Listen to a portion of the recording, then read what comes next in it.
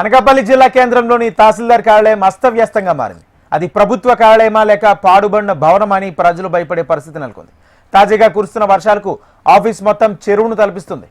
ఎప్పుడు కూలుతుందో తెలియని ఆ శిథిల భవనంలో సిబ్బంది ప్రాణాల అరచేతిలో పెట్టుకుని విధులు నిర్వర్తిస్తున్నారు.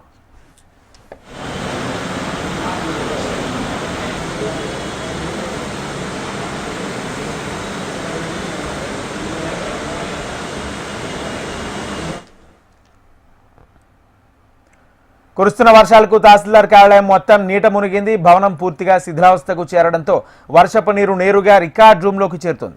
దీంతో రూరల్ ప్రాంత రైతులకు చెందిన అత్యంత కీలకమైన భూ రికార్డులు, పట్టాదారు పాస్ పుస్తకాల ఫైళ్లు తడిసి ముద్దయ్యాయి. ముఖ్యమైన పత్రాలన్నీ వర్షపు నీటిలో కలిసిపోవడంతో రైతులు తీవ్ర ఆందోళన వ్యక్తం చేస్తున్నారు.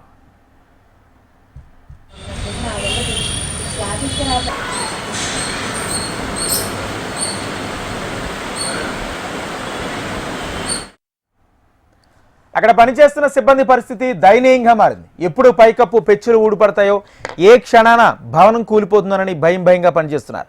పనుల కోసం కార్యాలయానికి వస్తున్న ప్రజలు ఆఫీస్ దుస్థితిని చూసి లోపలికి వెళ్లాలంటేనే జంకుతున్నారు.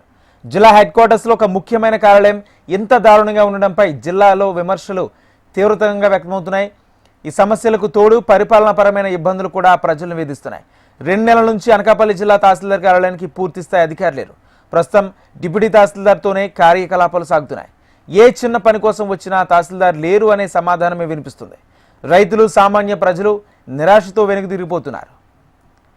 నీటిపారుదల అవడంతో పనులు జరగకపోవడంతో రైతులు తీవ్ర ఆగ్రహం వ్యక్తం చేస్తున్నారు. ఇప్పటికైనా జిల్లా ఉన్నతాధికారులు తక్షణమే స్పందించాలని వారు కోరుతున్నారు. శిథిలావస్థలో ఉన్న ఈ కార్యాలయానికి మరమ్మతులు చేపట్టడం లేదా నూతన భవనానికి తరలించడం చేయాలంటున్నారు. రైతులు కీలక డాక్యుమెంట్లను భద్రపరచాలని, అన్నిటికంటే ముఖ్యంగా పూర్తిస్థాయి తహసీల్దార్ను నియమించి ప్రజల ఇబ్బందులను తీర్చాలని డిమాండ్ చేస్తున్నారు.